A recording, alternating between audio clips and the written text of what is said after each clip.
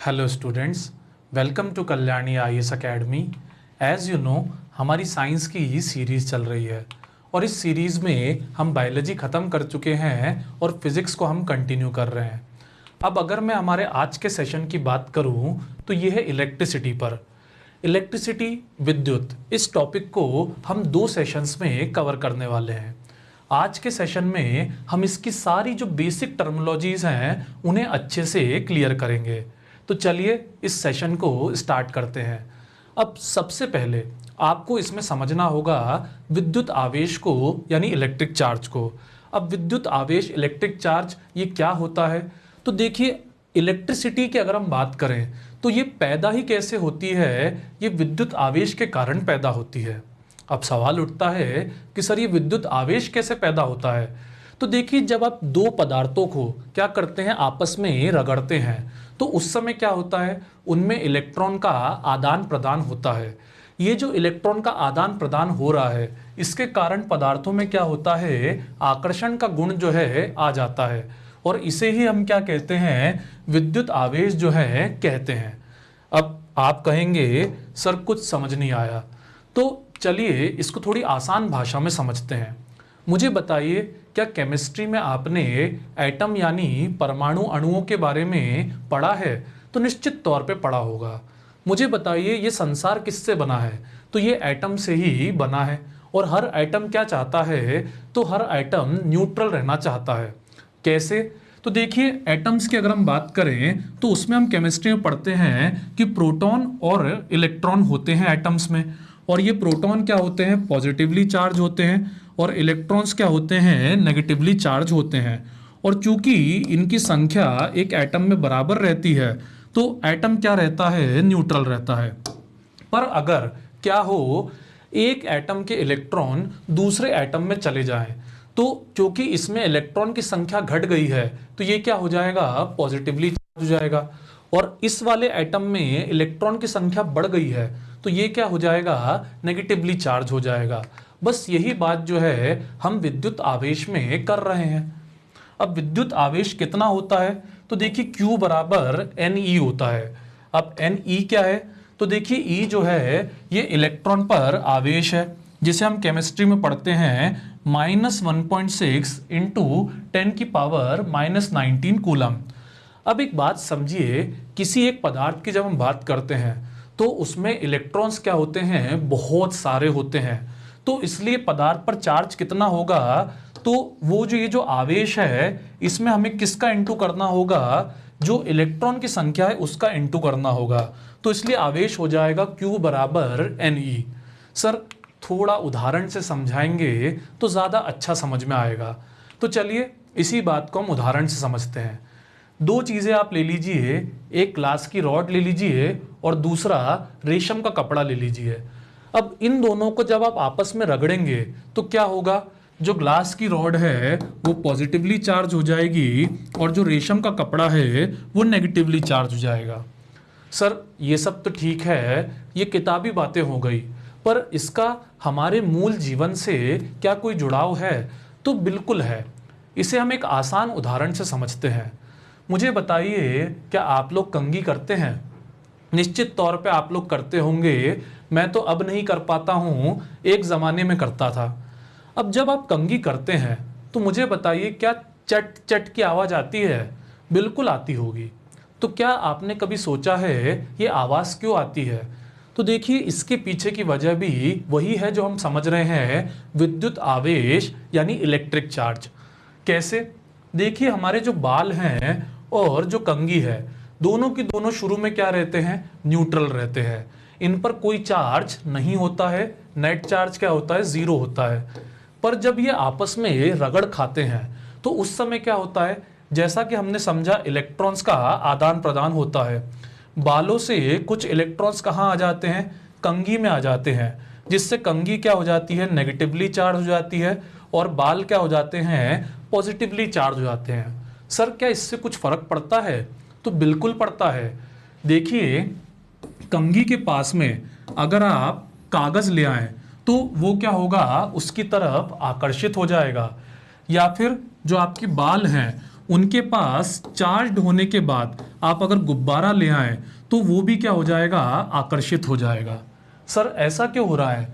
तो देखिए कंघी नेगेटिवली चार्ज है, तो वो कागज़ के जो पॉजिटिव चार्ज पार्टिकल्स हैं उनको क्या करती है, खींचती है। और उसी तरह से बाल जो हैं वो पॉजिटिवली चार्ज हैं, तो वो गुब्बारे के जो नेगेटिवली चार्ज पार्टिकल्स हैं उनको क्या करता है, खींचने का कार्य करता है। अब यही बातें हम किताबों में कैसे पढ़ते हैं? तो हम पढ़ते हैं कि सेम चार्जेस क्या करते हैं, एक दूसरे को रिपेल करते हैं, उनमें प्रतिकर्षण होता है, चाहे वो पॉजिटिव हो या नेगेटिव हो। और वहीं जो अपोजिट चार्जेस होते हैं उनमें क्या होता है, आकर्षण होता है, वो एक दूसरे की तरफ जो है आकर्षित होते हैं।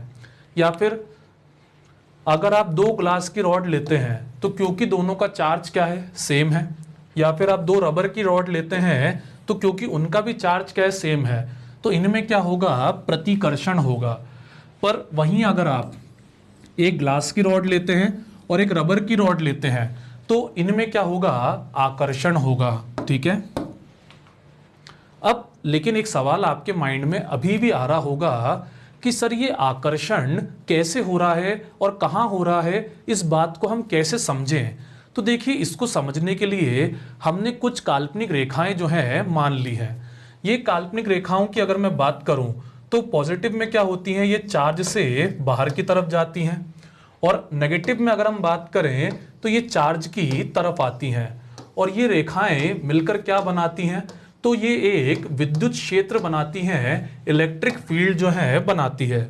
ये पूरी तरह से काल्पनिक है, हमें नहीं पता ऐसी रेखाएं हैं नहीं है क्या है, ये तो हमने अपने समझने के लिए मान ली है। सर इनको मानने से क्या फायदा होता है? तो देखिए फायदा ये होता है कि जो हम बात करते हैं कि दो पॉजिटिव चार्जेस को हम पास लाएंगे तो उनमें क्या होगा, उनमें प्रतिकर्षण होगा। तो वो प्रतिकर्षण किस तरीके का होगा, इस नेचर को समझने में हमें आसानी मिलती है। और वहीं अगर हम एक पॉजिटिव और एक नेगेटिव को लाएंगे तो उनके बीच का क्या होगा, जो विद्युत क्षेत्र है उसकी जो आकार की अगर हम बात करें तो वो कैसा होगा, वो इन रेखाओं के ही जैसा होगा। अब आप कहेंगे सर ये सब तो ठीक है, पर यहाँ से एग्जाम में क्या क्वेश्चन आएंगे? तो देखिए इलेक्ट्रिक फील्ड लाइंस जो होती है उनकी प्रॉपर्टीज से आपको सवाल आ सकते हैं। जैसे पॉजिटिव चार्ज में ये बाहर की तरफ होंगी, नेगेटिव चार्ज में ये अंदर की तरफ होंगी। उसके अलावा दो इलेक्ट्रिक फील्ड लाइंस, जैसे आप यहाँ देखिए, ये कभी आपस में नहीं टकराएंगी। आप देख सकते हैं ये आपस में बिल्कुल भी नहीं टकरा रही हैं। और चार्ज के पास में ये घनी होंगी और चार्ज के दूर जाएंगे तो ये उतनी ज़्यादा घनी नहीं होंगी। अब इसका मैग्नेटिज्म जब हम पढ़ते हैं तो उसमें एक आसान एग्जाम्पल से भी इसको समझा जाता है। जो मैग्नेट है उसके पास लोहे का बुरादा जो है छिड़क दिया जाता है, तो वो क्या होता है, जैसी ये फील्ड लाइंस है उसी आकार में क्या होता है, सज जाता है। उससे हमें पता पड़ता है कि जो चार्जेस है उनके पास में क्या होता है, इस तरह का इलेक्ट्रिक फील्ड जो है होता है। ठीक है। अब लेकिन एक सवाल आपके मन में अभी भी आ रहा होगा कि सर ये सब तो ठीक है, लेकिन कोई चीज पॉजिटिवली चार्ज होगी या कोई चीज नेगेटिवली चार्ज होगी, आखिर ये कैसे डिसाइड हो रहा है? तो देखिए इसके पीछे की वजह है tribo electric series. Sir tribo electric series, देखिए हमने क्या करा, समय समय पर कई चीजों में क्या करा, जो रगड़ है वो पड़वाई।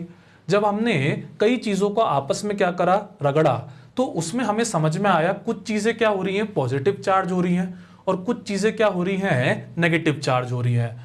तो जो चीजें पॉजिटिव चार्ज हो रही हैं उन्हें हमने क्या कहा, उन्हें हमने दानवीर कहा, क्योंकि ये लोग क्या कर रहे हैं, दान कर रहे हैं।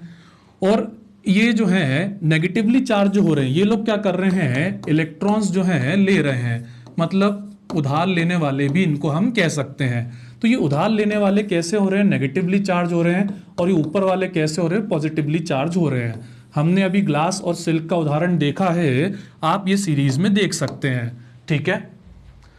अब पॉजिटिव नेगेटिव के बाद मैं समझता हूं एक सवाल आपके माइंड में और आ रहा होगा, वो ये आ रहा होगा कि सर जब ये चार्ज है, मतलब जो हमारे बाल हैं, जो कंघी है, इनमें अगर चार्ज है तो फिर हमें करंट क्यों नहीं लगता है? तो देखिए इसके पीछे की वजह है फ्री इलेक्ट्रॉन्स।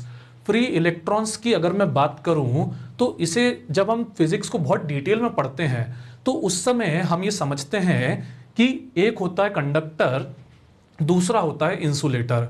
कंडक्टर जिसे हम चालक कहते हैं, इंसुलेटर जिसे हम रोधक कहते हैं। तो जो चालक होते हैं उनमें क्या होते हैं, फ्री इलेक्ट्रॉन्स होते हैं, और जो रोधक होते हैं उनमें फ्री इलेक्ट्रॉन्स नहीं होते हैं। सर, फ्री इलेक्ट्रॉन्स के होने और नहीं होने से क्या फर्क पड़ता है? तो देखिए इस सर्किट को, मुझे बताइए किसमें करंट फ्लो हो रहा है। निश्चित तौर पे ये जो मेटल वाला सर्किट है इसमें करंट फ्लो हो रहा है, और वहीं अगर हम इस सर्किट की बात करें जिसमें हमने सिरेमिक डाल रखा है बीच में, वहां पर करंट जो है नहीं फ्लो हो रहा है। तो ऐसा क्यों हो रहा है? ऐसा इसलिए हो रहा है कि ये जो सिरेमिक है ये क्या है, ये रोधक है, इसमें फ्री इलेक्ट्रॉन्स नहीं है, और इलेक्ट्रॉन्स के ही फ्लो के कारण क्या होता है, करंट जो है वो फ्लो होता है। ठीक है, मुझे लगता है ये बात आपको अच्छे से समझ में आ गई होगी। अब लेकिन एक सवाल और उठता है कि सर इलेक्ट्रॉन्स का जो फ्लो हो रहा है कम ज़्यादा, इस आधार पर कितने तरह के पदार्थ हो सकते हैं? तो देखिए जो इलेक्ट्रॉन्स का फ्लो कम ज़्यादा होता है इसको हम क्या कहते हैं, इसको हम चालकता कहते हैं। अब ये जो चालकता है ये पदार्थ में जो विद्युत आवेश है उसके प्रवाह पर क्या करती है, निर्भर करती है। इस चालकता के आधार पे हम क्या कर सकते हैं, पदार्थों का वर्गीकरण कर सकते हैं, और ये वर्गीकरण करते हुए हमने 4 तरह के पदार्थ माने हैं। एक सुचालक जिसको मैं चालक भी कहता हूँ, रोधक, अर्धचालक और अतिचालक। तो आइए इनको भी हम एक एक करके समझ लेते हैं। सबसे पहले हम बात करते हैं चालक और रोधक की। मुझे लगता है इन्हें तो आप पहचानते ही होंगे, सिल्वर, गोल्ड, कॉपर, ये सब क्या है, चालक है। और वहीं रबर, ग्लास, ऑयल, डायमंड, ये सब क्या है, रोधक है, मतलब जिनमें करंट जो है पास नहीं होता है। किताबी भाषा में अगर कहूँ तो विद्युत आवेश का प्रवाह जिसमें सरलता से हो रहा है वो क्या है, चालक है, और जिसमें विद्युत आवेश का प्रवाह कैसा है, नगण्य है, ना के बराबर है, वो क्या है, रोधक है।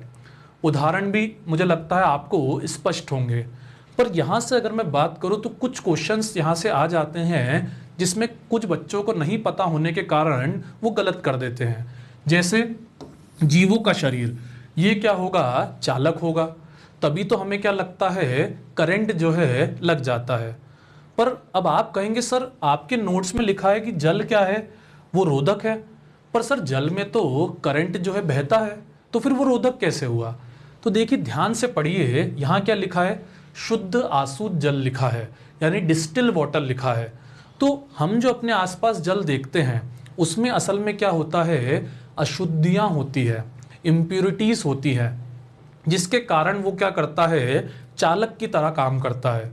आप ऐसे भी कह सकते हैं कि जल में अगर हम एसिड, बेस या फिर लवण, नमक वगैरह मिला देते हैं तो वो सॉल्यूशन क्या होगा, वो चालक होगा।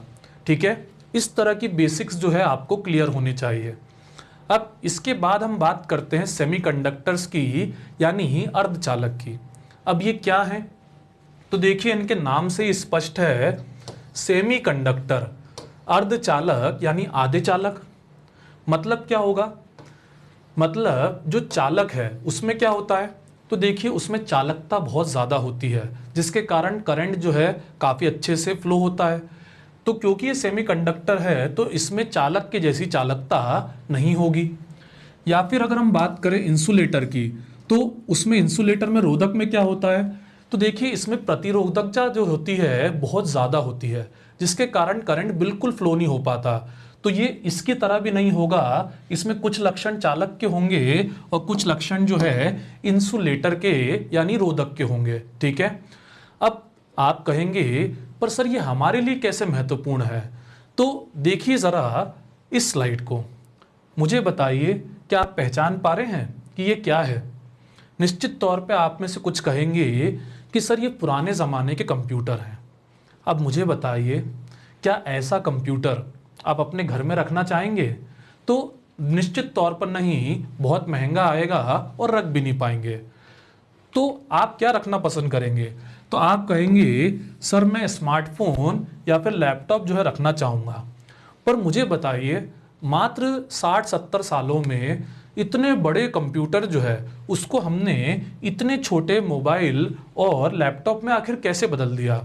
तो इसकी वजह क्या है? इसकी वजह सेमीकंडक्टर है, अर्धचालक है, और इन्हें ही क्या कहा जाता है?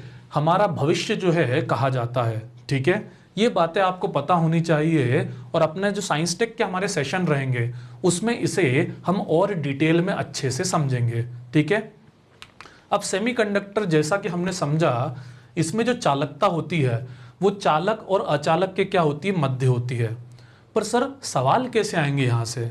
तो देखिए, सवाल की अगर मैं बात करूँ तो इसको आप ऐसे समझिए, जो अर्धचालक होते हैं इनमें क्या होता है, जब टेम्परेचर बहुत कम होता है तो उस समय क्या होता है, इनके अंदर जो रेजिस्टिविटी है, प्रतिरोध है, वो क्या होता है? बहुत ज़्यादा होता है। प्रतिरोध बहुत ज़्यादा मतलब सर, मतलब ये किसकी तरह कार्य करेंगे? तो ये जो रोधक है, इंसुलेटर है, उनकी तरह जो है कार्य करेंगे।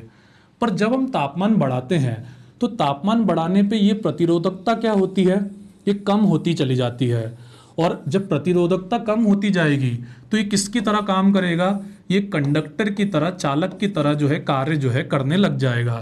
तो इसमें आपको ये मेन चीज़ पता होनी चाहिए कि ताप बढ़ाने पर क्या होता है, जो सेमीकंडक्टर है वो इंसुलेटर से कंडक्टर की तरह जो है कार्य करने लग जाते हैं। ठीक है, इसके अलावा उदाहरण की अगर मैं बात करूं तो यूं तो सेमीकंडक्टर के बहुत सारे उदाहरण हैं, पर जो उदाहरण आपसे एग्जाम में पूछे जाते हैं मेन तौर पे वो है जर्मेनियम और सिलिकॉन।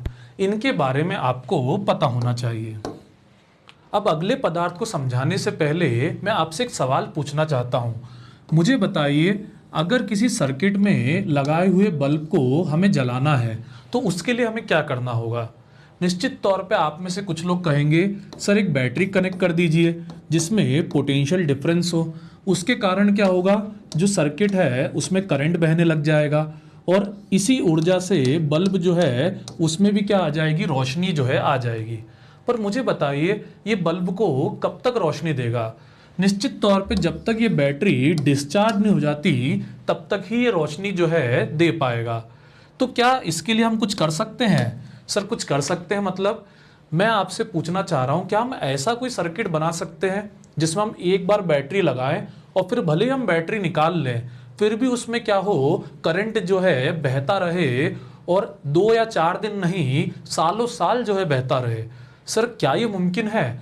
बिल्कुल मुमकिन है। बस उसके लिए आपको क्या चाहिए? एक सुपर कंडक्टिंग वायर जो है चाहिए। सर सुपर कंडक्टिंग वायर ये कैसे बनेगा? तो देखिए, ये बनेगा सुपर कंडक्टर से, यानी अतिचालक से। सर सुपर कंडक्टर अतिचालक ये क्या होता है? तो देखिए, जैसा कि हमने समझा, चालक वो होता है जो कम रेजिस्टेंस के साथ करंट क्या करता है? बहने की इजाजत देता है। पर जब हम अतिचालक की बात करते हैं तो इसमें क्या होता है, जब हम निम्न ताप पर इसको ले जाते हैं। सर निम्न ताप मतलब -40 -50? बिल्कुल नहीं। निम्न ताप मतलब लगभग जब हम -250 डिग्री सेंटीग्रेड पर इसको ले जाते हैं तो उस समय इसमें क्या होता है, जो चालकता है वो बहुत ज़्यादा हो जाती है। इतनी ज़्यादा हो जाती है कि इसमें जो प्रतिरोध है वो क्या हो जाता है, अत्यंत कम हो जाता है, ना के बराबर हो जाता है।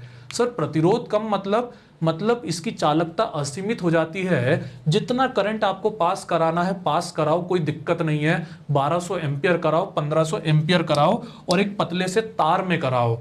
सर अगर ऐसा है तो इससे तो लाखों करोड़ों रुपए बच जाएंगे।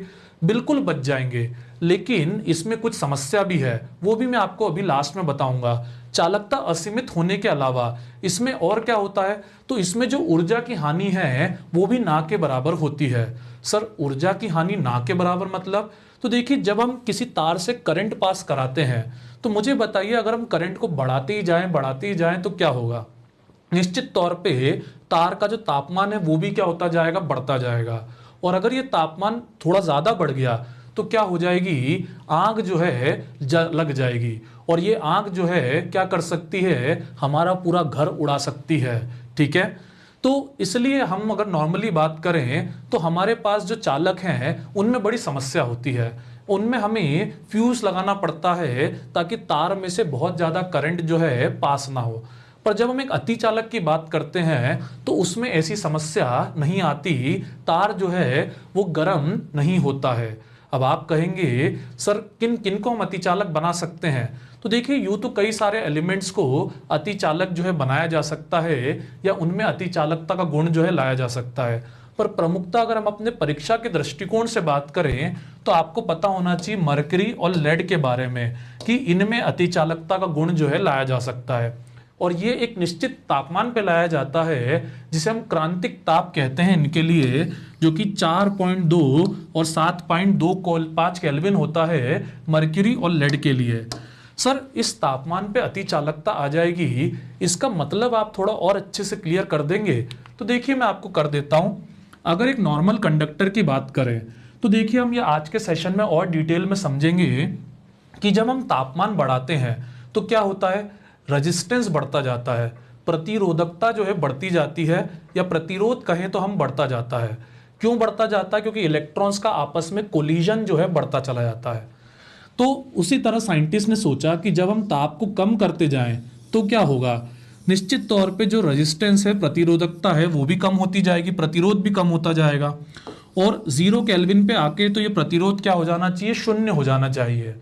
पर ये देखा गया कि जो नॉर्मल चालक होते हैं हमारे, उनमें ये प्रतिरोध 0 केल्विन परम शून्य ताप -273 डिग्री पर भी शून्य नहीं होता है। पर जो सुपर कंडक्टर होते हैं जैसे मर्क्यूरी और लेड की हम बात करें तो उनमें जब कम करा जाता है तो बड़ी हैरानी हुई तापमान कम करने पर कि एक ऐसा तापमान आता है, क्रांतिक ताप आता है, जिस पर ये जो रेजिस्टेंस है, प्रतिरोध है, ये एकदम से क्या हो जाता है, शून्य हो जाता है, यानी अतिचालकता का गुण जो है वो आ जाता है। तो मैं समझता हूं आपको अतिचालकता मर्क्यूरी लेड में कैसे लाई जाती है समझ में आ गया होगा। सर अगर ये इतना अच्छा है तो इसको हम बहुत ज़्यादा इस्तेमाल क्यों नहीं करते हैं? इसको हम इसलिए इस्तेमाल नहीं करते हैं, समझिए ज़रा, 250 डिग्री ये टेम्परेचर जो है इसको हासिल करना और इस पे चीज़ों को बनाए रखना, -250 डिग्री के टेम्परेचर पर चीज़ों को संभालना, ये कोई बच्चों का खेल नहीं है। तो इसलिए ये अतिचालकता का जो गुण है ये हमारे लिए तभी बहुत ज़्यादा किफ़ायती होगा जब इसको हम अपने रूम टेम्परेचर पे, सामान्य तापमान पे भी ला पाएंगे। तो अब मुझे लगता है चालकता के आधार पे चारों पदार्थ आपको अच्छे से क्लियर हो गए होंगे। अब जैसा कि हमने अभी तक समझा कि एक सर्किट में अगर हम बैटरी कनेक्ट कर देते हैं तो उससे क्या होता है, इलेक्ट्रॉन्स जो है फ्लो होने लग जाते हैं, और इन इलेक्ट्रॉन्स के फ्लो के कारण क्या होता है, सर्किट में करंट भी फ्लो होने लग जाता है, जिसके ज़रिए हम बल्ब को रोशनी देने जैसे कई काम जो है कर सकते हैं।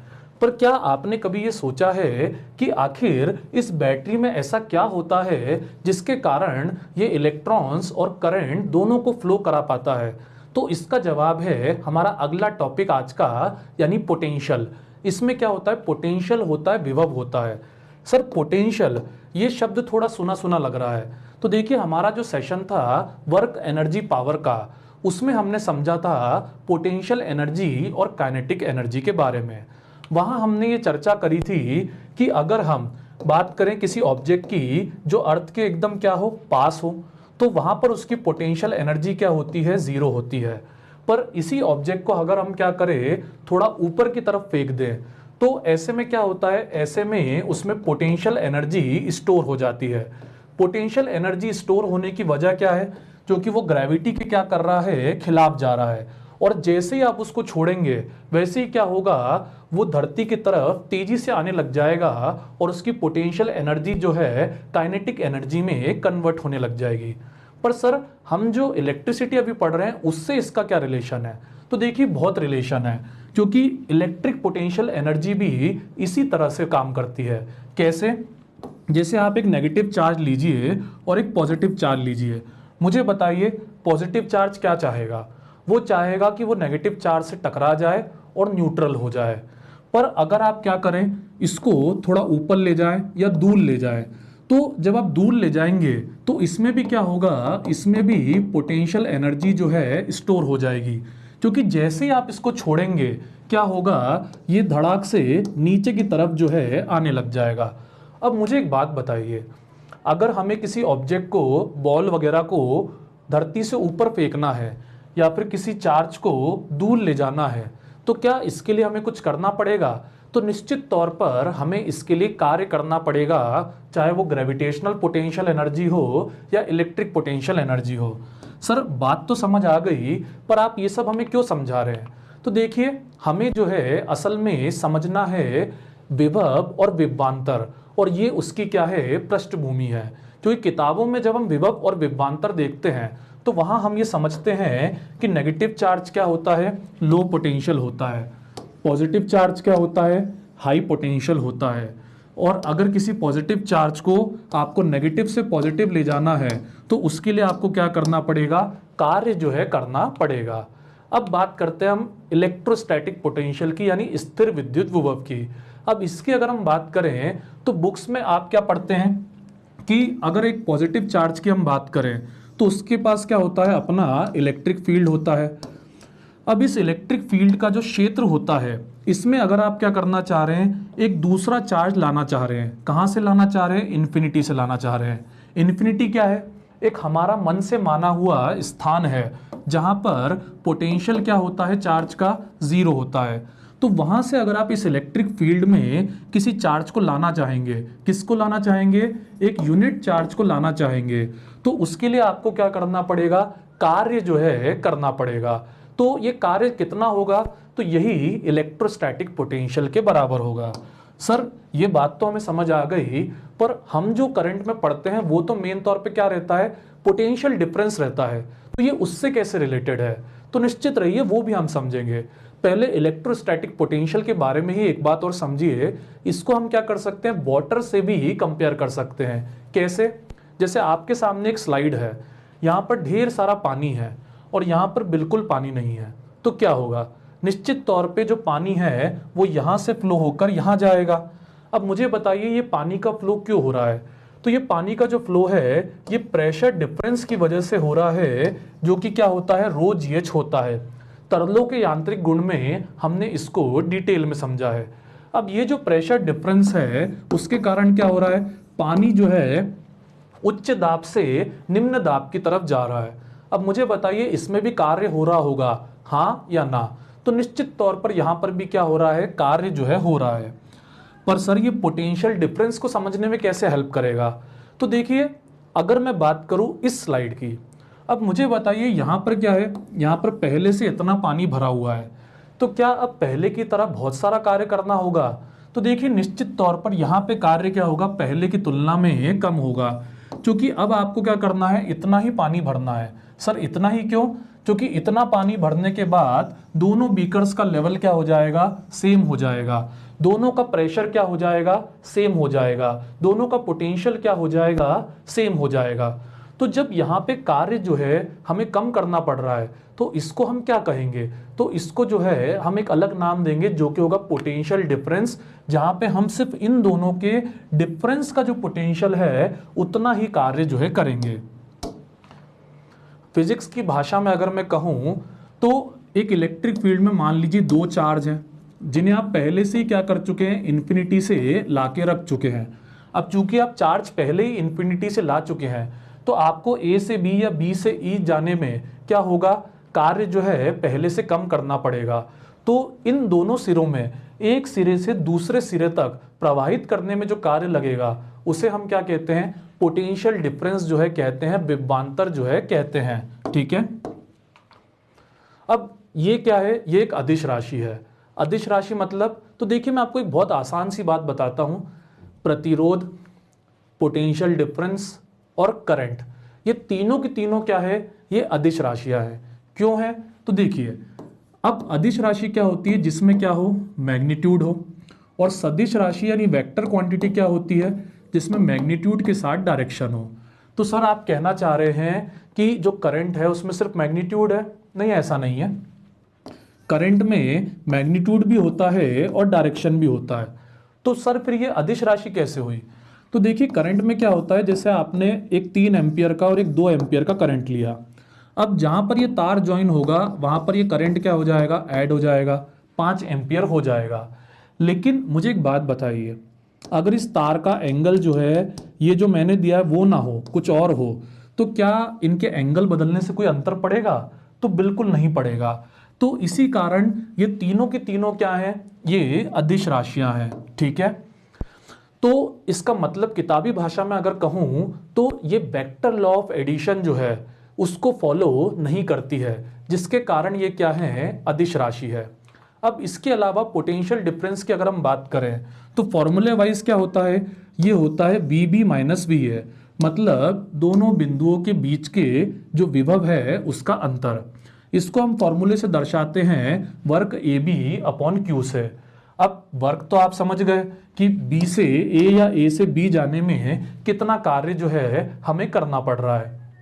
अब आप कहेंगे सर बी माइनस ए क्यों लिखा है, तो देखिए हमेशा फाइनल माइनस इनिशियल जो है लिखा जाता है।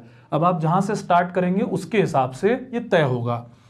अब वर्क तो सर ठीक है, अपॉन में क्यू क्यों दिया है, तो देखिए क्या होता है, जैसे मान लीजिए मैं आपको बोलूं 10 किलो वजन आपको ए से बी लेकर जाना है, तो मुझे लगता है आप लोग ले जाएंगे अगर बहुत ज़्यादा दूरी ना हो। पर वहीं अगर मैं आपको कहूं कि आपको ए से बी 10 किलो नहीं 50 किलो लेके जाना है, तो क्या आप आसानी से ले जा पाएंगे, निश्चित तौर पे नहीं ले जा पाएंगे। तो क्या हो रहा है यहाँ पे, आपका जो पोटेंशियल है वो क्या हो जा रहा है, कम हो जा रहा है, क्योंकि आपका काम क्या कर दिया गया, आपके लिए वजन क्या कर दिया गया, बढ़ा दिया गया है। तो इस वजन को ही मैं यहाँ पे क्या कहना चाह रहा हूँ, चार्ज जो है कहना चाह रहा हूँ। अगर चार्ज बढ़ जाएगा तो आपका क्या होगा, पोटेंशियल जो है वो कम हो जाएगा। और आपको ऐसे में अगर पोटेंशियल बढ़ाना है तो आपको जो कार्य आप कर रहे हो वो भी क्या करना पड़ेगा, बढ़ाना पड़ेगा। अब इसकी अगर हम यूनिट की बात करें तो इसकी यूनिट क्या होती है, जूल प्रति कूलाम होती है, जिसको हम क्या कह सकते हैं, वोल्ट भी कह सकते हैं। अब ये जूल प्रति कूलाम को सर वोल्ट क्यों कह रहे हैं, क्योंकि देखिए ये वर्क क्या हो गया, ये जूल हो गया, और ये क्यू क्या हो गया, चार्ज की यूनिट कूलाम हो गया। तो सर इसको हमने वोल्ट क्यों कहा, तो देखिए ये हम समझने की आसानी के लिए ऐसा करते हैं, क्योंकि क्या होता है जूल प्रति कूलाम को याद रखना हमारे लिए मुश्किल पड़ जाता है, काम बढ़ जाता है। तो हम अपनी याद रखने की सरलता के लिए इस तरह की यूनिट्स जो हैं वोल्ट जैसी अज्यूम कर लेते हैं, ठीक है। अब इसके बाद सर मुझे एक बात बताइए, आपने जो अभी तक ये समझाया है क्या आप इसको प्रैक्टिकली क्लियर कर सकते हैं, तो हाँ बिल्कुल कर सकता हूँ। पर प्रैक्टिकली क्लियर करने के लिए मैं जो आगे बोलने वाला हूँ वो ध्यान से सुनिएगा। हमने जो अभी तक समझा है वो सब गलत है। असल में जो पॉजिटिव चार्ज होता है वो कभी फ्लो ही नहीं होता है। ये तो हमें पहले गलतफहमी हो गई थी, क्योंकि करंट क्या होता है, करंट जो है वो पॉजिटिव टर्मिनल से नेगेटिव टर्मिनल जो है जाता है, और चूंकि करंट पॉजिटिव से नेगेटिव जाता है तो हमें ऐसा लगा कि पॉजिटिव चार्ज जो है वो पॉजिटिव टर्मिनल से नेगेटिव टर्मिनल जाते होंगे, तो उस कारण हमने ये सब थ्योरी जो है अज्यूम कर ली। पर असल में होता क्या है, असल में जहाँ पर इलेक्ट्रॉन्स ज़्यादा होते हैं, इलेक्ट्रॉन्स का घनत्व ज़्यादा होता है, वहाँ से इलेक्ट्रॉन्स क्या होते हैं, फ्लो होते हैं सर्किट में, और इलेक्ट्रॉन्स जो है नेगेटिव से क्या जाते हैं, पॉजिटिव टर्मिनल पे जाते हैं। और जब ये घनत्व जो है ये दोनों तरफ क्या हो जाता है, एक जैसा ही हो जाता है, तो उस समय क्या होता है, बैटरी डिस्चार्ज हो जाती है, और हमें या तो बैटरी को चार्ज करना पड़ता है या फिर बैटरी को रिप्लेस जो है करना पड़ता है। सर जब समझ में आ गया था कि हमने गलत कन्वेंशन लिया है तो हमने सही क्यों नहीं करा, हमने सही इसलिए नहीं करा क्योंकि करंट कहाँ से कहाँ जा रहा है, करंट पॉजिटिव से नेगेटिव ही जा रहा है। तो इसलिए हम अपना सब जगह जो बोलते हैं उच्च दाब से निम्न दाब, उच्च स्तर से निम्न स्तर, हम चाहते थे यहाँ पे भी वही बात रहे। तो करंट क्या करता है, करंट जो है जो हायर पोटेंशियल है वहाँ से कहाँ जाता है, लोअर पोटेंशियल जाता है। लेकिन इलेक्ट्रॉन्स कहाँ से कहाँ जाते हैं, इलेक्ट्रॉन्स जहाँ इलेक्ट्रॉन का घनत्व ज़्यादा है वहाँ से वो जहाँ इलेक्ट्रॉन्स का घनत्व कम है वहाँ तक जो है जाते हैं। अब यहीं पे मैंने आपको क्या करा है, यहीं पे मैंने आपको एक और चीज़ जो है समझा दी है जो काफ़ी ज़्यादा एग्जाम्स में आपसे पूछी जाती है, और वो है डायरेक्शन ऑफ करंट।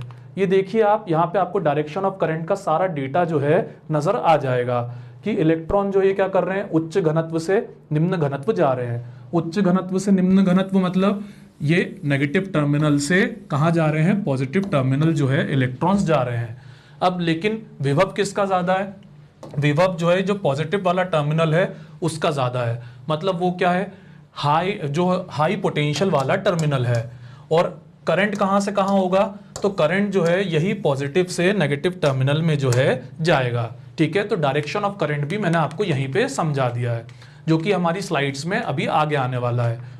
अब इसके बाद जो है हम बात करते हैं इस वोल्टेज की, जो मैं बात कर रहा हूँ, जो पोटेंशियल डिफरेंस की मैं बात कर रहा हूँ, क्या इसको हम नाप सकते हैं? तो बिल्कुल हम नाप सकते हैं। उसके लिए हम उपकरण इस्तेमाल करते हैं वोल्ट मीटर, और जो करंट होता है उसको भी हम नाप सकते हैं। उसके लिए हम उपकरण इस्तेमाल करते हैं अमीटर। ठीक है, एक और होता है गैल्वेनोमीटर, इसको हम अगले सेशन में समझने वाले हैं। तो वोल्ट मीटर और अमीटर की बात करो, अब ये तो सब जानते हैं कि वोल्ट मीटर और अमीटर से वोल्टेज और करंट जो है वो नापे जाते हैं। अब आपको यहाँ ये पता होना चाहिए कि वोल्ट मीटर क्या करा जाता है, ये समानांतर क्रम में जोड़ा जाता है, लेकिन अमीटर क्या करा जाता है, ये श्रेणी क्रम में, सीरीज में जोड़ा जाता है। सर श्रेणी में और समानांतर में मतलब, तो देखिए अगर मैं बात करूं इसकी किताबी भाषा की, तो क्या होता है, जैसे सीरीज सर्किट की हम बात करें तो एक ही सर्किट में क्या करा जाता है, यहाँ पे बल्ब जो है जोड़ दिए जाते हैं। मतलब अगर हम बात करें किसकी, पैरेलल सर्किट की, तो यहाँ पे ऐसा नहीं होता है। यहाँ पे क्या होता है, यहाँ पे एक तार में क्या होता है, एक बल्ब जोड़ा जाता है और उसी के साथ एक और तार जो है लगाया जाता है, और पैरेलल में क्या करा जाता है, एक और बल्ब जोड़ा जाता है। अब इन दोनों में फर्क को समझिए। सीरीज मतलब एक के आगे एक, पैरेलल मतलब एक की सीध में दूसरा जो है वही जोड़ दिया गया है। सर ये बात तो ठीक है, पर इन दोनों से फर्क क्या पड़ता है? तो देखिए फर्क ये पड़ता है कि अगर हम बात करें किसकी, सीरीज की, मान लीजिए ये तार जो है खराब हो गया या ये तार जो है खराब हो गया, तो क्या एक बल्ब खराब होगा कि दोनों खराब होंगे? तो दोनों की दोनों बल्ब क्या हो जाएंगे, खराब हो जाएंगे। पर अगर हम बात करें पैरेलल की, तो ये तार अगर टूट गया तो इससे जो ये वाला तार है इसको कोई फर्क नहीं पड़ेगा, और इस बल्ब के खराब होने के बाद भी ये बल्ब जो है जलता रहेगा। सर थोड़ा आसान भाषा में बताएंगे? तो मुझे बताइए, आपके घर में लाइट पंखा जो है, आप क्या चाहेंगे, एक बटन से पूरे कमरे के लाइट पंखे चालू हो जाए, या लाइट का अलग बटन हो, पंखे का अलग बटन हो? सर निश्चित तौर पे लाइट का पंखे का अलग बटन हो ताकि बिजली बचाई जा सके। तो बस वही बात हम कर रहे हैं कि अगर लाइट पंखे का अलग अलग बटन चाहिए तो उन्हें आपको काय में जोड़ना होगा, पैरेलल में जोड़ना होगा, तार ज़्यादा इस्तेमाल करने होंगे। और अगर एक ही बटन से सब चालू करना है तो एक ही सर्किट में सीरीज में सब जोड़ दीजिए। पर इसका एक और नुकसान है कि एक ही तार पे क्या होगा, एक ही तार पे आप करंट की डिमांड जो है ज़्यादा करोगे, और जब एक ही तार पे आप करंट की डिमांड ज़्यादा करोगे तो खर्चा ज़्यादा आएगा। वो तो ठीक है, साथ ही साथ में ये तार क्या हो सकते हैं, करंट बढ़ने के कारण जल भी सकते हैं और घर में आग भी लग सकती है। ठीक है, अब जैसा कि हमने वोल्टेज क्या होता है समझ लिया, अब वोल्टेज से ही जोड़ के हम करंट को समझने वाले हैं। अब मुझे बताइए, अगर किसी चीज में वोल्टेज है, मतलब आपने सर्किट में एक बैटरी कनेक्ट कर दी, तो क्या जरूरी है कि सर्किट में करंट भी हो? सर बैटरी लगा दी है, करंट तो होना ही चाहिए। तो देखिए ऐसा नहीं है, इसको हम वाटर से समझते हैं। अब मुझे बताइए, इस पॉइंट पर प्रेशर होगा कि नहीं होगा? बिल्कुल निश्चित तौर पे प्रेशर होगा। यहाँ पर इतना सारा ρGH वाला वाटर जो है, पर क्या यहाँ पर करंट है? तो देखिए यहाँ पे करंट नहीं है, क्योंकि हमने वॉल्व क्या कर रखा है, बंद कर रखा है। तो यहाँ पे करंट नहीं है, क्योंकि करंट क्या होता है, वो फ्लो होने पर होता है। पर वहीं अगर हम क्या करें, इस वॉल्व को खोल दें, तो क्या होगा, तो बकायदा यहाँ पर करंट भी जो है आ जाएगा। तो इसी तरह से बैटरी लगाने के बाद जब हम फ्लो हो करवाएंगे तब क्या होगा, तब जो है करंट जो है आएगा। ठीक है, डायरेक्शन ऑफ करंट, ये तो मैंने आपको भी बहुत ही अच्छे से डिटेल में समझा दिया, और इसको बिल्कुल क्लियर रखिएगा क्योंकि इसमें क्वेश्चंस आ जाते हैं और पॉजिटिव नेगेटिव में बहुत कंफ्यूजन होता है, जिसके कारण स्टूडेंट्स इसको गलत कर देते हैं। ठीक है, अब करंट की अगर हम बात करें तो इसको हम कैसे समझ सकते हैं, जो इलेक्ट्रिसिटी है वो पूरी की पूरी किसके जैसी हो सकती है, एक वाटर होस की तरह हो सकती है। जैसा कि हमने समझा, वोल्टेज जो है उसको आप एक तरीके से किससे दर्शा सकते हैं, प्रेशर से दर्शा सकते हैं। सर कैसे? देखिए पानी अगर बहता है तो जैसा कि हमने देखा वो किसके कारण बह रहा है, प्रेशर के कारण बह रहा है। तो उसी तरह से इलेक्ट्रॉन्स भी क्या हो रहे हैं, उच्च घनत्व से निम्न घनत्व की तरफ जा रहे हैं। तो ये भी एक तरह का क्या है, ये भी एक तरह का प्रेशर ही है।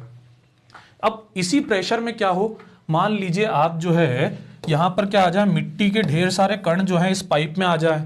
तो जब ढेर सारे कण जो है वो पाइप में आ जाएंगे तब क्या होगा, तो निश्चित तौर पे पानी जो है वो इनसे बहुत ज़्यादा टकराएगा, और जब पानी बहुत ज़्यादा टकराएगा तो जितनी तेजी से वो पानी बह सकता है उतनी तेजी से वो नहीं बह पाएगा। तो अगर हम बात करें पाइप की तो उसमें क्या होता है, जो सैंड है, मिट्टी है, उससे क्या होता है, प्रतिरोध जो है पैदा होता है।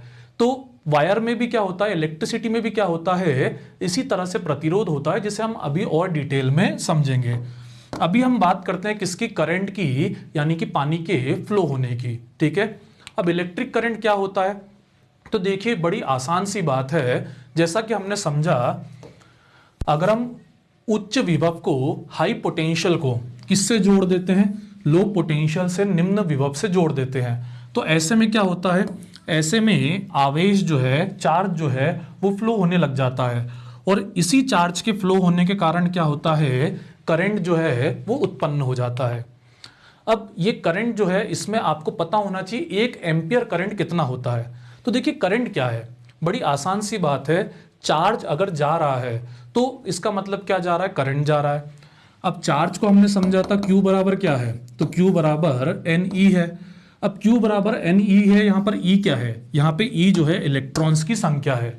तो अगर हम 1 एम्पियर करंट की बात करें तो क्या होता है, ये 6.25, ये नंबर याद कर लीजिए, पूछा जा सकता है। 6.25 इंटू 10 की पावर 18 इलेक्ट्रॉन्स, हाँ जी, इतने सारे इलेक्ट्रॉन्स अगर एक सिरे से प्रवेश कर जाए और दूसरे सिरे से निकल जाए तो कितने समय में, एक ही सेकंड में, तो उसे हम क्या कहेंगे, 1 एम्पियर करंट जो है कहेंगे। ठीक है, पर यहां पर भी हमने क्या करा है, जो आवेश बटा समय है इसको हमने याद रखने के लिए यहां पर SI मात्रक इसका क्या ले लिया है, एक अलग ही नाम ले लिया है। जैसे पहले हमने वोल्ट लिया था, यहां पर हमने एम्पियर ले लिया है। ठीक है, अब ध्यान देने वाली बात यह है कि ये एम्पियर जो है, ये करंट जो है, ये भी क्या है, ये भी एक अदिश राशि है। क्यों अदिश है, ये तो मैं आपको अभी पहले ही समझा चुका हूं। ठीक है, अब इसके बाद अगर मैं करंट के टाइप्स की बात करूं तो अक्सर हम किताबों में देखते हैं कि ये 2 प्रकार का होता है, एक DC करंट और दूसरा अल्टरनेटिंग करंट। जिसमें आप किताबों में पढ़ते हो, DC करंट वो होता है जिसमें परिमाण क्या होता है, कांस्टेंट होता है, दिशा क्या होती है, कांस्टेंट होती है। और AC करंट वो होता है जिसमें परिमाण और दिशा दोनों क्या होते रहते हैं, बदलते रहते हैं। और बकायदा ऐसा नहीं कि ये सिर्फ और सिर्फ पॉजिटिव में या नेगेटिव में बदलते रहते हैं, ये बकायदा ऊपर से नीचे, नीचे से ऊपर होते रहते हैं। सर ये ऊपर से नीचे, नीचे से ऊपर आपने जो कहा, इसका क्या मतलब है, तो देखिए मुझे बताइए, जैसे आपके घर में एक सॉकेट होगा, अब उस सॉकेट में जैसा हमने अभी तक समझा, सर्किट्स में क्या होता है, पॉजिटिव और नेगेटिव टर्मिनल होता है। तो आप जब सॉकेट लगाते हैं तो क्या आप ये ध्यान देते हैं कि कौन सा पॉजिटिव है, कौन सा नेगेटिव है, निश्चित तौर पे नहीं। तो ऐसा आप क्यों नहीं करते, ऐसा आप इसलिए नहीं करते कि जो अल्टरनेटिंग करंट होता है उसमें असल में क्या होता है, टर्मिनल जो है बदलते रहते हैं। अगर ये पॉजिटिव है और ये नेगेटिव है तो 1 सेकंड से भी कम के समय में क्या होगा, ये पॉजिटिव बन जाएगा और ये नेगेटिव बन जाएगा। इसलिए आपको जो स्विच है उसमें कुछ भी लगाते हुए ये सोचना नहीं पड़ता कि पॉजिटिव कौन सा, नेगेटिव कौन सा है। सर इसमें कौन सी नई बात है, ये तो वैसे भी सोचना नहीं पड़ता है। तो बैटरी को समझिए जरा, जब हम बैटरी की बात करते हैं तो वहां आपको बहुत ध्यान देना पड़ता है कि कौन सा पॉजिटिव है, कौन सा नेगेटिव है। या फिर एक सेल की भी बात करें तो अगर हम रिमोट में या किसी भी चीज़ में सेल लगाते हैं तो हमें ध्यान देना पड़ता है कौन सा पॉजिटिव है, कौन सा नेगेटिव है। ऐसा इसलिए होता है कि वो क्या होता है, DC करंट होता है, और हमारे घर में जो होता है वो क्या होता है, AC करंट होता है, अल्टरनेटिंग करंट होता है। सर दोनों में फ़र्क क्या है, तो देखिए दोनों में अगर प्रैक्टिकली बात करूं तो फ़र्क आपके सामने है। जो DC करंट होता है वहाँ पे क्या होता है, करंट हमेशा एक ही दिशा में बहता रहता है और लगातार बहता रहता है। पर AC में क्या होता है, करंट जो है अपनी दिशा जो है बदलता रहता है। मतलब कभी करंट यूं फ्लो होगा, कभी करंट यूं फ्लो होगा। सर इससे क्या फ़र्क पड़ जाएगा, तो देखिए इससे फ़र्क ये पड़ जाएगा कि यहाँ पे जो बल्ब है वो हमेशा जलता ही रहता है। मतलब अगर 5 सेकंड जलाओगे तो पूरे 5 सेकंड जलेगा। पर यहाँ पे अगर मैं एक समझने के उससे बोलूँ तो अगर 5 सेकंड आपने बल्ब जलाया है तो उसमें वो 2.5 सेकंड बन रहा है। मतलब आपका बल्ब आपको लगता है कि हमेशा चालू है, पर वो क्या हो रहा है, बंद चालू बंद चालू बंद चालू हो रहा है। आप कहेंगे सर हमें तो ऐसा नज़र नहीं आता। तो अपने मोबाइल के कैमरे में कभी लाइट के ऊपर जो है कैमरा जो है ऑन करके देखिए, तो आप पाएंगे कि लाइट क्या हो रही है, बंद चालू जो है हो रही है। सर इसका कुछ फ़ायदा, निश्चित तौर पे फ़ायदा है, इसमें एनर्जी सेव होती है, ऊर्जा जो है वो बच जाती है। ठीक है, अब किताबी भाषा में अगर हम बात करें तो डीसी यानी कि दिष्ट धारा, ये क्या होता है? ये वो करंट होता है जिसमें परिमाण और दिशा नहीं बदलती है। अब जैसा कि हमने समझा सेल, बैटरी, या फिर ध्यान से पढ़िए डीसी डायनमो, ये आपसे एग्जाम में पूछा जा सकता है। ये सब किसके उदाहरण हैं? तो ये जो है दिष्ट धारा के डायरेक्ट करंट के उदाहरण है, क्योंकि जैसा कि हमने समझा इनमें टर्मिनल क्या रहते हैं? फिक्स रहते हैं। आपको ध्यान देना पड़ेगा पॉजिटिव कौन सा है, नेगेटिव कौन सा है। एसी क्या होगा? जिसमें परिमाण, दिशा परिवर्तनशील रहेंगे। अब इसका उदाहरण क्या हो जाएगा? तो एसी जनरेटर जो है वो क्या हो जाएगा? इसका उदाहरण हो जाएगा। सर डायनमो जनरेटर ये है क्या? तो देखिए डायनमो एक ऐसा डिवाइस है जो मैकेनिकल एनर्जी से क्या करता है? इलेक्ट्रिसिटी बनाता है। पर इलेक्ट्रिसिटी ये कैसी बनाता है? ये डीसी करंट बनाता है। सर मैकेनिकल एनर्जी से, अरे वही पावर प्लांट, टरबाइन वगैरह जो आप सब समझते हो, और अगले सेशन में हम इसको थोड़ा सा और समझ लेंगे, ठीक है। पर जब हम एसी करंट की बात करते हैं तो यहाँ पे क्या होता है? यहाँ पर जो मैकेनिकल एनर्जी है उससे इलेक्ट्रिसिटी तो बनाई जाती है, पर कौन सी बनाई जाती है? अल्टरनेटिंग करंट वाली बनाई जाती है। और यही इलेक्ट्रिसिटी क्या होती है? हमारे घरों के अंदर विद्युत सप्लाई के लिए यूज होती है। अब सर घरों की सप्लाई में डीसी करंट की जगह एसी करंट यूज होता है, तो क्या इसका कोई खास कारण है? तो बिल्कुल है। देखिए डीसी करंट की अगर मैं बात करूं तो ये लॉन्ग डिस्टेंस के लिए काम नहीं करता है। क्यों नहीं करता है? तो देखिए इसके लिए आपको एक फॉर्मूला समझना होगा जिसको डिटेल में हम अपने इलेक्ट्रिसिटी के अगले सेशन में कवर करेंगे। H बराबर आई स्क्वायर आर टी, मतलब ये जो है विद्युत का ऊष्मीय प्रभाव है। अगर आप करंट बढ़ाओगे तो उससे क्या होगा? हीटिंग जो है बढ़ेगी। और ये प्रॉब्लम डीसी करंट के साथ बहुत ज़्यादा देखने को मिलती है। लेकिन एसी में क्या होता है? तो इस फॉर्मूले को आप ध्यान से देखिए। ये फॉर्मूला किससे इंडिपेंडेंट है? ये वोल्टेज से, V से जो है इंडिपेंडेंट है। तो एसी क्या करता है? एसी में पावर प्लांट में जो पावर जनरेट होती है, तो देखिए पावर का फॉर्मूला होता है VI। उस पावर में ये क्या करता है? जो वोल्टेज रहता है, जब इसको लॉन्ग डिस्टेंस पे करंट जो है ट्रांसफर करना होता है तो उसमें ये वोल्टेज क्या करता है? बहुत ज्यादा बढ़ा लेता है। अब जब वोल्टेज बढ़ाया जाता है किसकी मदद से? ट्रांसफार्मर की मदद से, तो उस समय करंट क्या कर दिया जाता है? घटा दिया जाता है। अब जब वोल्टेज बढ़ा के करंट घटाते हैं तो उसमें हीटिंग का प्रॉब्लम नहीं आता है, क्योंकि जैसा कि आपने देखा यहां पर वोल्टेज से इक्वेशन क्या है? इंडिपेंडेंट है। फिर जब हमारे घरों के पास आते हैं तो उस समय क्या करा जाता है? वापस से ट्रांसफार्मर की मदद से वोल्टेज जो है वो घटा दिया जाता है और करंट जो है वो क्या कर दिया जाता है? बढ़ा दिया जाता है। किसकी मदद से? वापस से ट्रांसफार्मर की मदद से। तो जो एसी करंट होता है उसमें ये सुविधा होती है जिसके कारण ये कम हीटिंग में लॉन्ग डिस्टेंस के लिए क्या हो जाता है? यूज हो जाता है। अब एसी और डीसी भी आपको अच्छे से क्लियर हो गया होगा। दोस्तों अब इस सेशन में हमें ओम्स लॉ, रेजिस्टेंस और रेजिस्टिविटी यानी प्रतिरोध और प्रतिरोधकता को समझना है। उसके बाद हमारा ये सेशन कंप्लीट हो जाएगा। अब ओम्स लॉ क्या है? ये काफ़ी हद तक इस स्लाइड से आप समझ सकते हैं, जिसमें आप देख सकते हैं एक व्यक्ति जिसका नाम क्या है? वोल्ट है, वो क्या कर रहा है? धक्का दे रहा है। किसको धक्का दे रहा है? इस एम्पियर नाम के या करंट नाम के व्यक्ति को जो है धक्का दे रहा है। अब ये करंट क्या करना चाह रहा है? ये इस रास्ते से आगे जाना चाह रहा है, पर उसमें इसको एक और व्यक्ति क्या कर रहा है? रोक रहा है। और जो रोक रहा है उसका नाम क्या है? रेजिस्टेंस है, या आप कह सकते हैं ओम है, ठीक है। अब ओम्स लॉ क्या होता है? तो देखिए ये तो हम किताबों में पढ़ते ही हैं कि ओम का नियम क्या है कि किसी चालक में अगर भौतिक अवस्था में परिवर्तन न किया जाए, मतलब सर मतलब तापमान ना बढ़ाया जाए। हमने अभी सुपर कंडक्टर समझते वक्त समझा था कि तापमान को अगर हम ज़्यादा या कम करते हैं तो उससे प्रतिरोध, रेजिस्टेंस क्या होता है, चालकता वगैरह क्या होती है, वो भी कम ज़्यादा होती है। तो अगर भौतिक अवस्था जैसे तापमान में परिवर्तन ना किया जाए तो उस समय क्या होगा?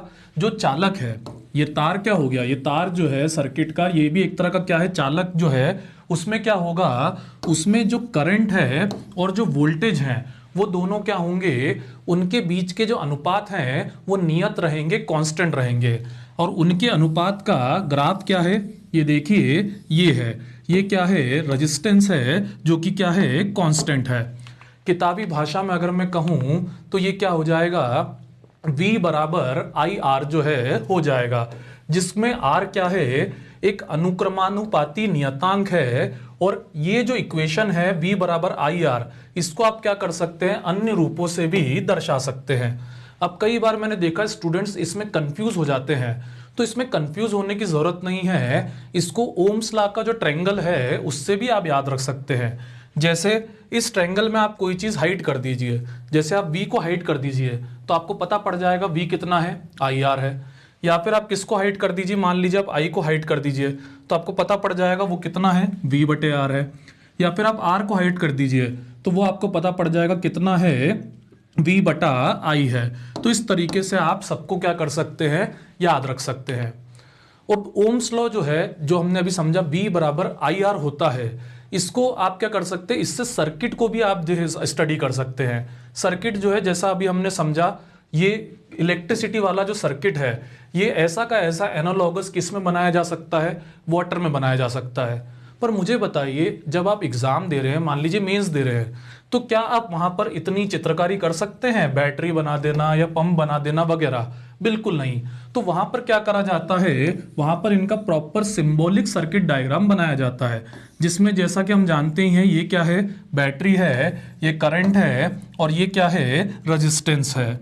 ठीक है। अब लेकिन सर ये रेजिस्टेंस, प्रतिरोध होता क्या है? तो देखिए, इसको मैं इस स्लाइड से आपको समझाने की कोशिश करता हूं। मुझे बताइए, अभी तक हमने करंट के बारे में क्या समझा है? तो हमने ये समझा है कि जो इलेक्ट्रॉन्स का फ्लो होता है वो क्या करता है, करंट को जनरेट करता है। अगर इलेक्ट्रॉन्स का फ्लो ज्यादा होगा तो करंट भी क्या होगा, ज्यादा होगा। लेकिन अगर मैं तापमान से बात करूं तो कैसे रिलेटेड है, समझिए जरा। जैसे ये नीचे वाला क्या है, हॉट वायर है, मतलब इसका तापमान क्या है, ज्यादा है। अब जब तापमान ज्यादा होगा तो मुझे बताइए, काइनेटिक एनर्जी जो है वो क्या होगी, निश्चित तौर पे काइनेटिक एनर्जी बढ़ जाएगी। जब काइनेटिक एनर्जी बढ़ जाएगी तो इसके अंदर होने वाले कोलिजन्स जो हैं, यानी इलेक्ट्रॉन के जो दूसरे चालक के अणु हैं, उनसे टक्कर क्या हो जाएगी, बढ़ जाएगी। अब कोलिजन्स बढ़ जाएंगे तो मुझे बताइए, करंट ज्यादा बहेगा, कम बहेगा? निश्चित तौर पे, क्योंकि जो इलेक्ट्रॉन्स है वो बेचारे ज्यादा टकरा रहे हैं, तो टकराने के कारण वो तेजी से आगे नहीं बढ़ पाएंगे। और चूंकि ठंडे तार में इलेक्ट्रॉन्स टकरा कम रहे हैं, इसलिए इनको कम प्रतिरोध का सामना करना पड़ेगा और ये तेजी से क्या हो जाएंगे, आगे निकल जाएंगे। सर कुछ हद तक तो रेजिस्टेंस क्लियर हो गया, पर अच्छे से अभी भी क्लियर नहीं हुआ। तो अभी मैंने आपको समझाया ही इतना है कि धारा के प्रवाह का जो विरोध करता है वो क्या है, रेजिस्टेंस है। और ये क्या है, ये चालकता का विरोधी गुण है, कंडक्टिविटी, जिसके आधार पे हमने पदार्थ को क्या करा था, वर्गीकृत जो है किया था, कंडक्टर, इंसुलेटर, सेमीकंडक्टर, सुपरकंडक्टर वगैरह। अब इसका फॉर्मूला क्या है, वो तो अभी हम ओम्स लॉ में समझ ही लिया, R बराबर क्या हो जाएगा, V बटा आई हो जाएगा। और इसका ऐसा ही मात्रक क्या हो जाएगा, तो इसका ऐसा ही मात्रक जो है ओम हो जाएगा। ओम्स लॉ वाला स्लाइड जो है याद कीजिए, उसमें हमने रेजिस्टेंस का दूसरा नाम क्या बोला था, ओम बोला था।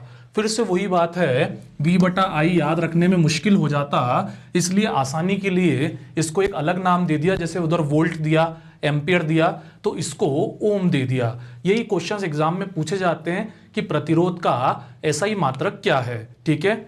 और ये भी क्या है, एक अदिश राशि है। जैसा कि हमने समझा, करंट, वोल्टेज, रेजिस्टेंस, तीनों क्या है, अदिश राशियां है। ठीक है। अब नोट ध्यान दीजिए, इस तरह के सवाल और एग्जाम में पूछे जाते हैं कि प्रतिरोध अगर दुगना हो जाए तो करंट का क्या होगा। तो हम इसे रट्टा मारने की कोशिश करते हैं, तो रटना बिल्कुल नहीं है। इसको हम न्यूमेरिकली समझ सकते हैं। मान लीजिए वोल्टेज आपने ले लिया कितना, 20 वोल्ट, और करंट जो है आपने ले लिया कितना, 10 एम्पियर। अब ऐसे में रेजिस्टेंस कितना हो जाएगा, तो ये हो जाएगा 2 ओम। अब जैसा कि नीचे लिखा है, रेजिस्टेंस को आप कितना कर दीजिए, डबल कर दीजिए, इसको आप कर दीजिए 4 ओम। तो ऐसे में अगर आपने वोल्टेज क्या रखा है, कांस्टेंट रखा है, तो जो करंट है वो यहाँ पे क्या हो जाएगा, आधा हो जाएगा, यानी कि 5 एम्पियर जो है हो जाएगा। तो इस तरीके से अगर ऐसे क्वेश्चन आते हैं तो इन्हें आप ऑन द स्पॉट फॉर्मूला रख के न्यूमेरिकली सॉल्व करके जो आंसर है वो निकाल सकते हैं। ठीक है। अब लेकिन सर अभी भी हमें रेजिस्टेंस क्या है ये सटीक तौर पे क्लियर नहीं हुआ है। तो देखिए, इसको हम एक रोड के उदाहरण से समझ सकते हैं। मान लीजिए एक रोड है जो बहुत क्या है, चौड़ा है, और उसी के मुकाबले एक सकरा रोड है। मुझे बताइए किस पर गाड़ी चलाना आसान होगा। निश्चित तौर पे जो चौड़ा रोड है उस पर आपकी दूसरी गाड़ियों से टक्कर क्या होगी, कम होगी, तो इसलिए गाड़ी क्या होगी, तेज चलेगी। पर जो सकरा रोड है वहां बहुत ज्यादा टक्कर होने के कारण गाड़ी क्या होगी, धीमी चलेगी। तो इसी तरह से अगर हम करंट की बात करें तो तार का अगर आप क्षेत्रफल क्या करते हैं, बढ़ा देते हैं, तो ऐसे में प्रतिरोध क्या हो जाएगा, कम हो जाएगा और करंट जो है काफी ज्यादा बहेगा। अब इसको उदाहरण के तौर पे अगर मैं समझाऊं तो आपको अगर दो शहरों के बीच में क्या करना है, इलेक्ट्रिसिटी ट्रांसफर करना है, तो आप क्या करेंगे, थोड़ा मोटा तार लेंगे। मोटा तार लेने से ट्रांसफर जो है वो आसानी से हो जाएगा। अब ये तो बात हुई किसकी, क्षेत्रफल की। अब बात करते हैं लंबाई की। अब मान लीजिए रोड जो है वो क्या है, बहुत छोटी है। अब मुझे बताइए छोटी रोड पर टक्कर कम होगी कि बड़ी रोड पर टक्कर कम होगी। निश्चित तौर पे यहाँ तो सफर ही कम है, तो जब सफर कम है तो टक्कर क्या होगी, कम होगी, और यहाँ सफर ज्यादा है तो टक्कर क्या होगी, ज्यादा होगी। तो इसी तरह से हम कह सकते हैं अगर तार की आप लंबाई बढ़ाएंगे तो प्रतिरोध भी क्या होगा, बढ़ता जाएगा और करंट जो है आसानी से फ्लो नहीं होगा। इस तरीके से हम कह सकते हैं रेजिस्टेंस जो है वो L और A पर क्या करता है, निर्भर करता है। L पर जो है वो डायरेक्टली निर्भर करता है और A पर जो है व्युत्क्रमानुपाती तौर पर निर्भर करता है। पर इसके अलावा रेजिस्टेंस एक और चीज पर निर्भर करता है जो कि है रेजिस्टिविटी, यानी प्रतिरोधकता।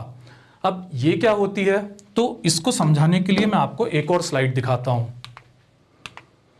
मुझे बताइए अगर आप दो एलिमेंट्स ले लेते हैं, एक सिल्वर और दूसरा डायमंड, और दोनों की लंबाई और क्षेत्रफल दोनों आप बराबर ले लेते हैं 1 यूनिट, ठीक है, तो क्या ऐसे में दोनों से बराबर करंट प्रवाहित होगा? निश्चित तौर पे नहीं। सिल्वर जो है वो एक बहुत अच्छा कंडक्टर है, तो उससे करंट जो है ज्यादा मात्रा में प्रवाहित होगा। वहीं अगर मैं बात करूं डायमंड की, तो ये अच्छा कंडक्टर नहीं है, तो इससे करंट जो है कम मात्रा में प्रवाहित होगा, यानी इसकी जो प्रतिरोधकता है वो क्या होगी, ज्यादा होगी। पर सर ऐसा क्यों, हमने तो लंबाई और एरिया बराबर लिया है। तो देखिए ऐसा हो रहा है इनके मटेरियल, इनके पदार्थ में जो एटम्स हैं उनके अंतर के कारण। आप समझिए सिल्वर में क्या होगा, जो कोलिजन्स हैं वो कम होंगे, तो इसलिए करंट जो है ज्यादा बहेगा। डायमंड में कोलिजन्स जो है ज्यादा होंगे, तो इसके कारण करंट जो है वो कम बहेगा, ठीक है। तो हम इस तरह कह सकते हैं कि ये क्या है, ये असल में रो है। रो यानी कि रेजिस्टिविटी है, जो किस पर निर्भर करता है, ध्यान से सुनिए, जो धातु की जो प्रकृति होता है, जो मटेरियल होता है उस पर निर्भर करता है। और एक और बात ध्यान से सुन लीजिए, ये रो किस पर निर्भर नहीं करेगा, तो ये लंबाई पर और क्षेत्रफल पर बिल्कुल भी निर्भर नहीं करेगा। और प्रतिरोध क्या होता है, वो इन तीनों का जोड़ होता है, rho into L bye A, ठीक है। अब मुझे लगता है प्रतिरोध और प्रतिरोधकता दोनों आपको अच्छे से समझ में आ गई है।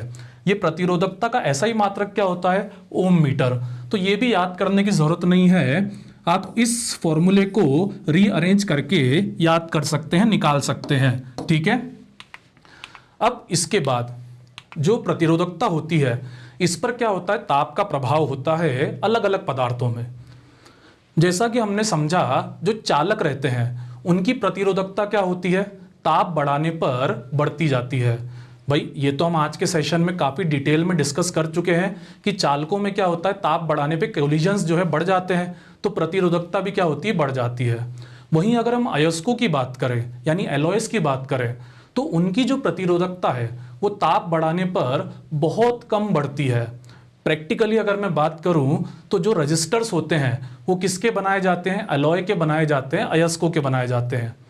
लेकिन अर्धचालक की अगर हम बात करें तो इनमें क्या होता है, प्रतिरोधकता बढ़ाने पर, जो क्या कहते हैं ताप बढ़ाने पर प्रतिरोधकता होती है वो क्या होती है, घटती है। इस बात को तो हम प्रैक्टिकली समझ चुके हैं कि जैसे जैसे ताप बढ़ता है वैसे वैसे अर्धचालक क्या होता है, इंसुलेटर से कंडक्टर जो है बनता चला जाता है, ठीक है।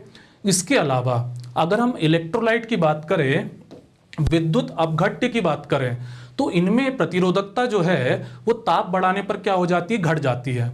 अब जो अगला सेशन होगा हमारा, उसमें हमें इलेक्ट्रोलाइट सॉल्यूशन भी समझना है, तो वहां पे हम इसको डिटेल में समझेंगे।